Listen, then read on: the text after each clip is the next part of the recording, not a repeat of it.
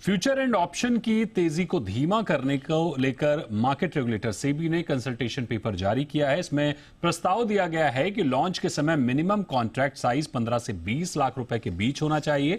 इसमें और क्या क्या है बताने के लिए हमारे साथ जुड़ रहे हैं हमारे वरिष्ठ सहयोगी ब्रजेश कुमार। बताइए सर, क्या है पूरी खबर विस्तार से।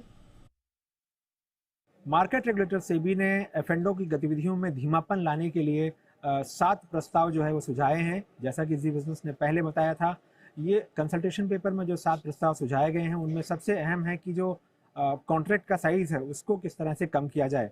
अभी जो कॉन्ट्रैक्ट साइज है वो 5 से 10 लाख रुपए के बीच में है। ये प्रस्ताव किया गया है कि पहले चरण में इसको 15 से 20 लाख किया जाए और 6 महीने बाद दूसरे चरण में जो है 20 से 30 लाख किया जाए।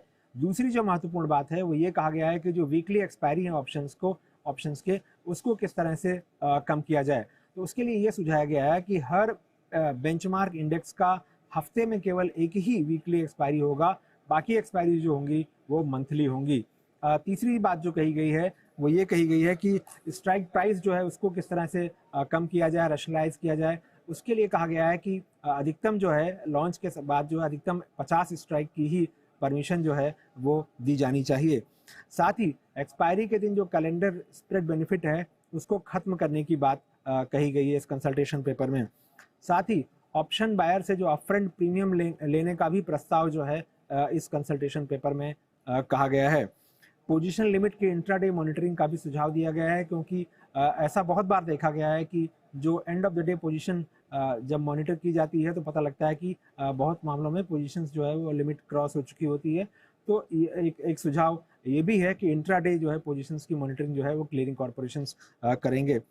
कॉन्ट्रैक्ट एक्सपायरी के करीब जो है वो मार्जिन बढ़ाने की भी बात कही गई है, जिसमें कहा गया है कि एक बार 3% बढ़ाया जाएगा और बाद में 5% बढ़ाया जाएगा।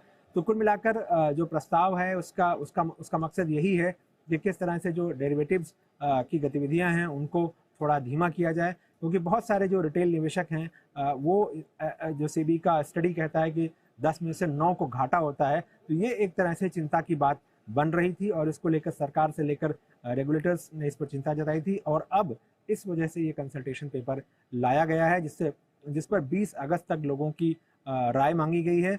और ये उम्मीद की जा रही है कि जो सितंबर में सेबी की प्रस्तावित बोर्ड बैठक होगी, अगर सुझाव सारे मिल जाते हैं और सब कुछ ठीक रहता है तो इस प्रस्ताव को सितंबर की बोर्ड मीटिंग में ले जाकर मंजूर कराया जा सकता है।